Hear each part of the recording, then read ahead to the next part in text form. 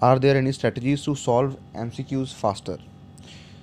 तो देखो, सबसे पहले तो कोई भी चीज़ हम कर रहे होते हैं ना, हम कुछ रीडिंग कर रहे हैं, हम कुछ क्वेश्चन सॉल्व कर रहे हैं, हम रिवीजन कर रहे हैं, हम चैप्टर को पहली बार पढ़ रहे हैं, तो पहला कंसर्न अपना स्पीड नहीं होना चाहिए।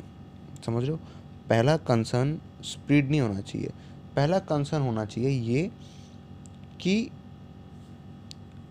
आपके सामने जो कुछ भी लिखा हुआ है, आपके सामने जो भी इन्फॉर्मेशन है, क्या आप उसको करेक्ट वे में इंटरप्रेट कर रहे हो। मैं नहीं कह रहा हूँ पहला कंसर्न ये कि सवाल सही होना चाहिए, मैं कह रहा हूँ कि पहला कंसर्न ये है कि सवाल पहले सही समझना चाहिए। अगर आपने सवाल को सही नहीं समझा तो इसका मतलब कोई चांस नहीं है कि आप उस सवाल का जवाब सही दे दो। और फास्टर तो पूछो मत, ठीक है। फास्टर हो सकता है लेकिन इनकरेक्ट हो जाएगा। समझ रहे हो? तो पहली प्रायोरिटी ये है कि हम क्वेश्चन को समझें, क्वेश्चन क्या है ये समझें, ठीक है। सबसे इंपॉर्टेंट ये है। और यहाँ पे ज़्यादातर लोग गलती कर देते हैं, जब एडवांस क्वेश्चन की बात आती है तो डेफिनेटली गलती कर देते हैं, लेकिन कई बार आसान आसान सवालों में भी गलती कर देते हैं, है ना। तो ये हमको नहीं करना। सबसे पहली प्रायोरिटी ये है कि जो चीज़ लिखी है सामने, उसमें कितना भी टाइम लगेगा उससे मतलब नहीं है, वो टाइम धीरे धीरे कम हो जाएगा, अपने आप कम हो जाएगा, लेकिन आपका कंसर्न ये होना चाहिए कि आप उस क्वेश्चन को सही रीड कर रहे हो। पहली चीज़ ये।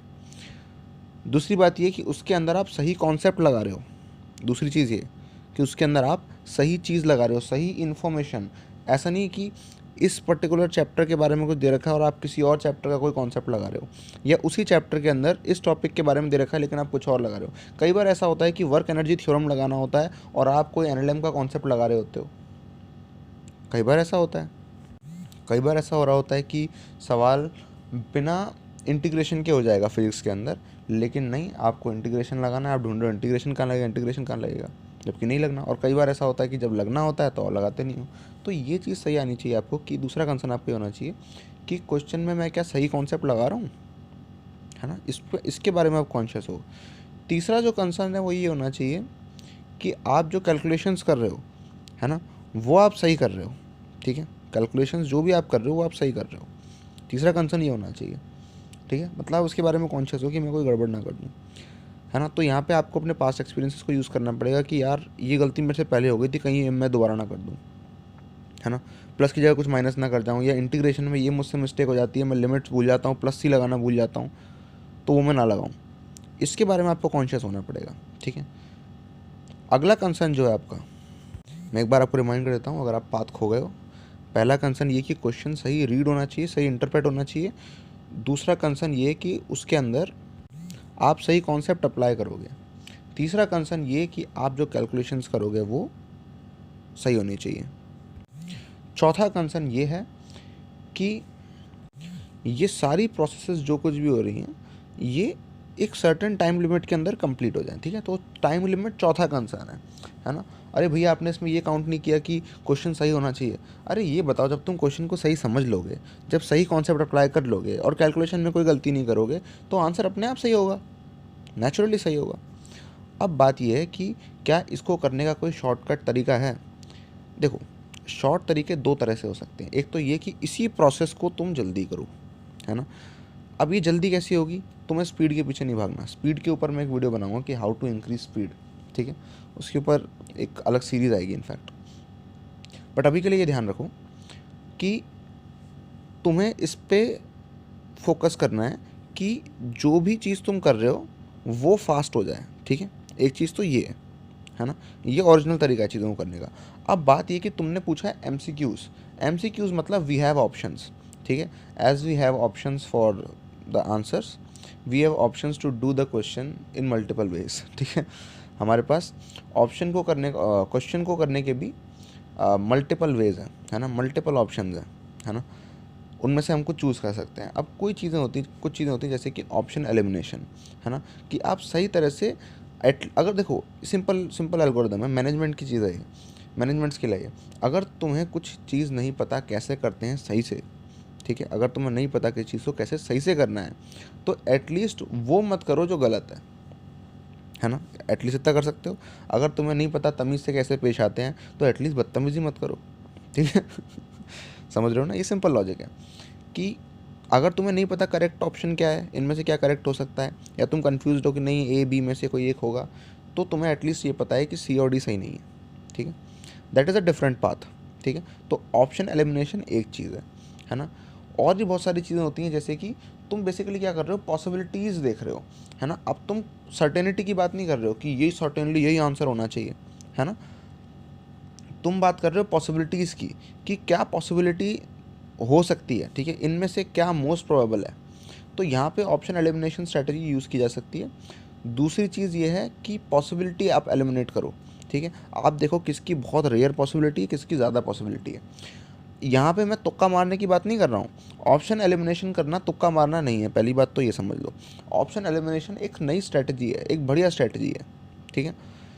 आप रेगुलर वे में क्वेश्चन को कर सकते हो, ठीक है, लेकिन वो एक टाइम टेकिंग प्रोसेस है। कोई दिक्कत नहीं थी, आप वैसे भी कर सकते थे, लेकिन आपका कंप्यूटर किसी और तरह से करके आगे बढ़ जाएगा तो फिर आप कंप्लेन नहीं करना, ठीक है। आपकी मर्जी, आपको बहुत मज़ेदार, मतलब आपको बहुत मज़ेदार लगता है ये कि आप सही तरह से क्वेश्चन को सॉल्व करो, very good, well and good, आप करते रहो, लेकिन आपका कंप्यूटर वो सही आंसर लेके आ जाएगा आपसे पहले और वो आगे निकल जाएगा, ठीक है। दिस इज़ द केस, ठीक है, ये रियलिटी है। तो आपको ऑप्शन एलिमिनेशन और एडवांस टेक्निक्स का सहारा लेना पड़ेगा। मैं तुक्केबाजी की बात बिल्कुल नहीं कर रहा हूँ, मैं हिट एंड ट्रायल की बात बिल्कुल नहीं कर रहा हूँ। हिट एंड ट्रायल मतलब क्वेश्चन वाला, ठीक है। हिट एंड ट्रायल कई बार काम आ सकता है। क्वेश्चन वाला मतलब ये कि आप ऐसे कर रहे हो कि अच्छा ये हो सकता है, तो ए रख के देख लेते हैं, बी रख के देख लेते हैं। ये आप करते रहोगे, लेकिन कब तक? 4 ऑप्शन है, चारों को चेक करोगे क्या? ठीक है। इससे बेहतर होता है पॉसिबिलिटीज़ चेक करना कि किसकी प्रोबेबिलिटी कैसी है। अब ये एक वीडियो में तो सिखाया नहीं जा सकता, ठीक है, ये एक बड़ी प्रोसेस है, ठीक है।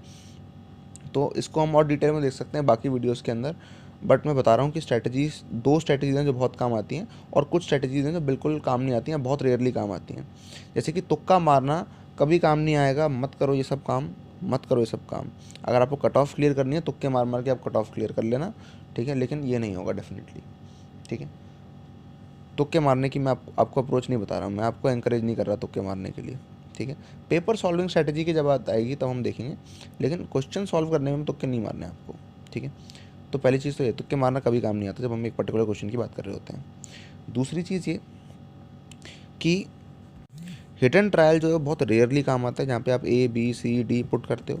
अगर आप पहले एलिमिनेट कर चुके हो सी और डी को, फिर आप ए और बी पुट कर रहे हो, तो बात अलग है, that you can do. Option elimination आप कर सकते हो। आप इस तरह की अप्रोच अपना सकते हो कि क्या नहीं ऑप्शन हो सकता। आप ये नहीं देख रहे क्या हो सकता है, आप ये देख रहे हो क्या नहीं हो सकता। जो डेफिनेटली नहीं हो सकता उसको कट करो, है ना। तो ऑप्शन एलिमिनेशन का सहारा लेकर अगर आप गैस मेकिंग करते हो, दैट कैन बी गुड, ठीक है, that can bring good results, ठीक है। देखो मैं यहाँ पे मैं कोई मॉरल इंसान तो हूँ नहीं, मैं मॉरलिटी की बात नहीं करता कि क्या करना सही है क्या गलत है।